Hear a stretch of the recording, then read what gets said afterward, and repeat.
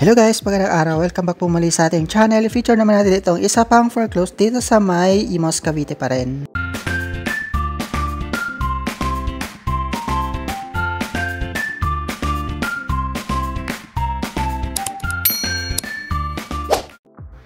Ang susunod na property na ating pupuntahan ay dito lang sa may Golden Villas, dito sa may Kalsadang Bago, Imus, Cavite.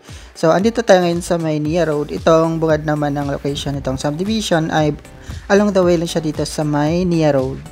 Maganda din itong kalsada na to kasi pinapalawak siya ng Imus or pinapalaparan. Kaya okay na din dito. Ang harang lang dito sa mga kalsada na to ay may mga poste sa gitna kasi hindi siya agad-agad malilipat. Pero ang kagandahan na lang talaga dito ay malalapad na yung mga kalsada. Kaya okay na yung biyahe dito. At very accessible itong location papuntang Cavitex kung sa Maynila kayo nagtatrabaho. First time ko lang mag-visit dito sa subdivision. Bali dati pala meron ako na-visit dito pero hindi ko siya na-post kasi wala akong time mag-edit kaya lumampas na siya at nakalimutan ko na siyang i-upload. Ito ay panibagong upload ko at ito yung pinakaunang upload ko dito sa subdivision. Itong Golden Villas naman ay hindi din naman siya ganun kamagarang subdivision. Parang ano lang din siya, hindi din naman siya mamahaling lugar kaya okay din naman kumuha ng bahay dito. At ito ay located daw sa may phase 2 base sa address specification ni Pag-ibig. Pero itong property ay malapit siya sa bungad or malapit lang siya sa main gate niya. Kaya okay itong location. Parang ano tong unit na to dati. Ginawa siyang water refilling station. Parang mineral water or parang nagtitinda ng mineral water itong setup ng bahay. Makikita niyo siya mamaya kapag check natin. At meron din itong malapad na space sa harap. Kaya okay din talaga itong property. Yan lang ay medyo marami kayong kaagaw dito for sure kasi for sure maraming magbibid dito sa property na to. Kung hindi naman kayo kabisado dito, ang mga kalapit na subdivision dito sa location ay ang Legion 1, Palazzo Bello, Legion 2, ayun, yun yung mga subdivision na dito sa Kalsadang Bago. At yun, check nyo na lang siya kasi ito nadadaan ko din naman nung nag-feature ako ng mga properties sa may Legion 2 at sa Legion 1. Nandito lang din malapit ang ECM Woodstock Homes, ang Palazzo Bello, Villa Arcadia. Dito lang siya magkakalapit na itong mga subdivision na to dito sa location. Pero ingat lang kayo kasi mayroong portion dito ng area or dito sa may Kalsadang Bago or Nia Road na binabaha. Kaya yon. Ito nga palang property ay hindi ko din siya natanong kasi nakalimutan ko siyang itanong sa mga kapitbahay kung binabaha siya. Mukha kasi siyang mababa yung area kasi kaya possible pa din na binaba itong subdivision pero yon mas aigi kung magtanong-tanong kayo sa kapitbahay. Nakalimutan ko nga lang talaga itanong ito at pati yung supply ng tubig. Tingin ko naka-deep well sila dito or may nilad possible. Pero yon tanong niya lang din kasi siguro pag sa next time na makapag-visit ako dito try ko siyang itanong. Yun lang ay nagmamadali kasi ako dito kasi hapon pumunta ako dito sa location at eto nga lumampas ako kaya babalik tayo dito. Doon lang naman sa nalampasan natin yung pinaka-entrance nitong subdivision. Maraming salamat po sa mga patuloy na nakasabay-bay sa ating mga videos. Para sa bago pa lang sa ating channel at nagustuhan nyo ng mga ganitong content, click nyo na lang po ang subscribe button at ang notification bell para updated kayo kapag meron tayong mga bagong upload. Sa mga hindi po nakakaalam, hindi po tayo agent or connected sa Pag-ibig Foreclosed Properties. Kagaya nyo lang din kami na nagbibid para makakuha ng sariling bahay. Ito na po yung pinaka-entrance ng Golden Villas. Pasok lang tayo dito. Ayan, maganda yung gate niya. At ito, maaliwas din naman yung area. Kaso nga lang, mas marami dito yung naka-street parking kasi yung mga units dito ay usually wala din silang sariling parking lot.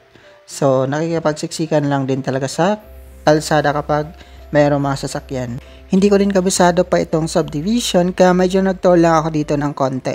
Konti lang naman, saglit lang naman yung inikot ko kasi medyo umikot lang ako doon sa dulo kasi akala ko nandoon yung phase 2 pero yun pala ay dito lang siya sa may bungad. So bali pagpasok natin sa gate, kakaliwa lang tayo at doon na yung kasunod na kalsada, yun na yung pinaka access road papunta doon sa pinaka property or unit.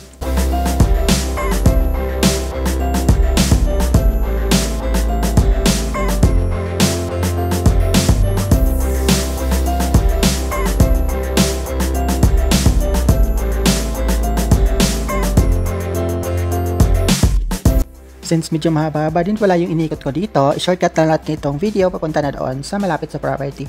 Let's go!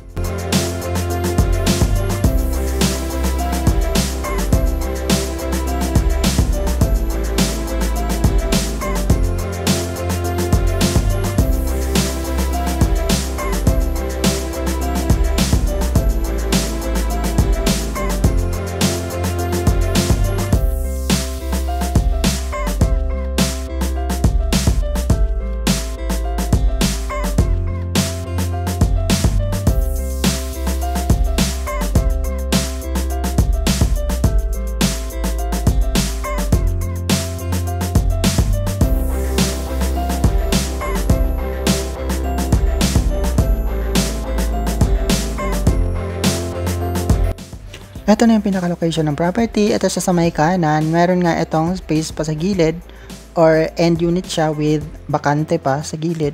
Pero hindi ako sure kung sakop itong bakante dito sa unit. Kasi nung nag-visit ako dito, may dumadaan dito na taga-likod na side eh. So, hindi ko alam kung stay lang siya ng open access or pwede na ipasara. Kaso, end unit nga to. Kaya possible, right of way yan nasa likod itong alley dito sa gilid.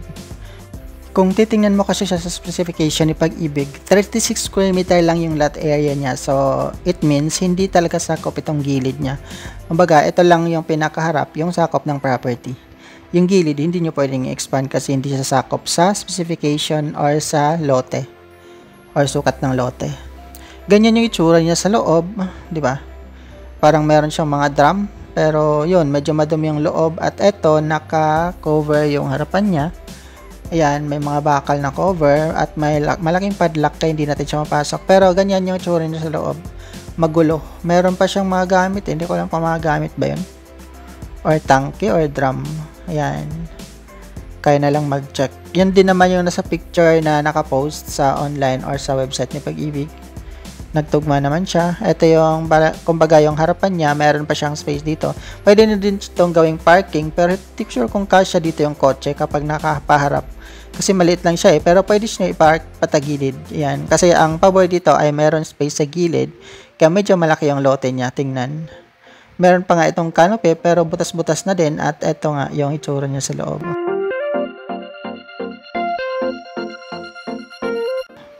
Ayan, parang ginawa tong water filling station.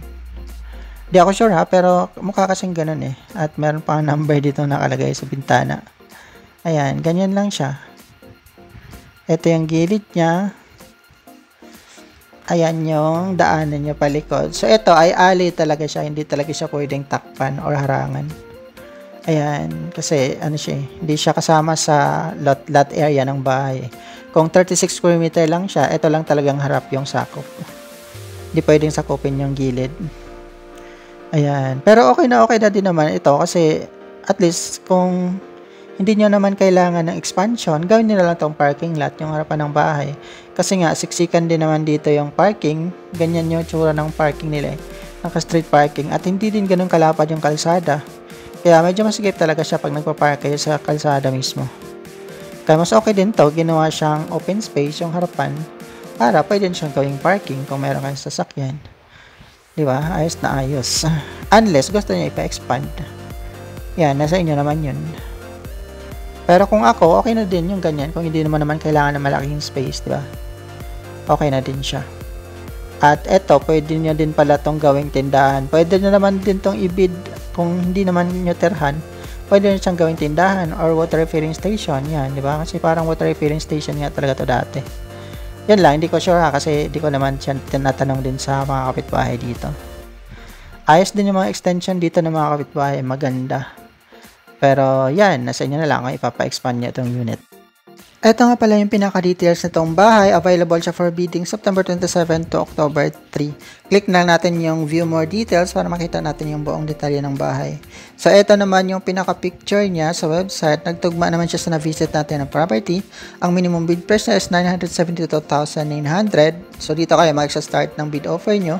At itong property location ay located sa may block 3 lot 35 phase 2 Golden Villas, Calsadang Bago, Imus, Cavite.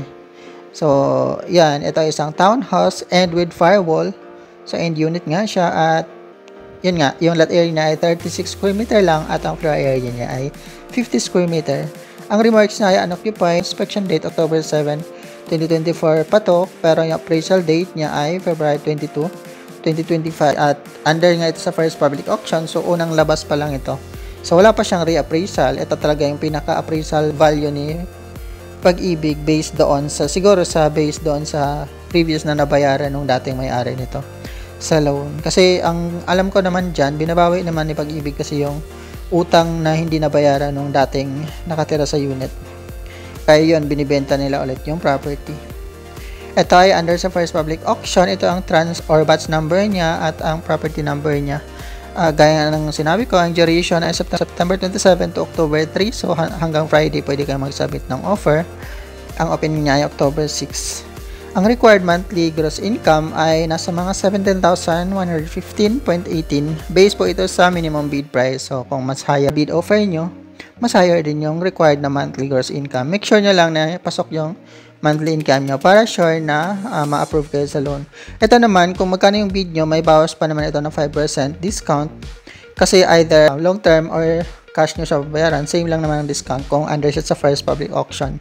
Tapos, yung bid bond din, ibabawas din sa total price or sa total bid offer nyo. So, halimbawa, meron kayong offer niya 1 million. Ibabawas niya yung 5%. So, nasa mga 50,000 din yung discount. At, ang additional na 5% naman ay babayaran siya bilang cash out. So, ang matitira doon sa amount, yun yung ilo-loan nyo. Ayun lang, itong property nga pala ay napakalapit lang sa main gate. Sundan nyo lang ang ating biyahe palabas kung gusto nyo makita. At dito ko na lang din tatapusin itong video. Maraming salamat sa panonood. Hanggang next time po muli. Ingat tayo palagi and God bless. Good luck sa bidding.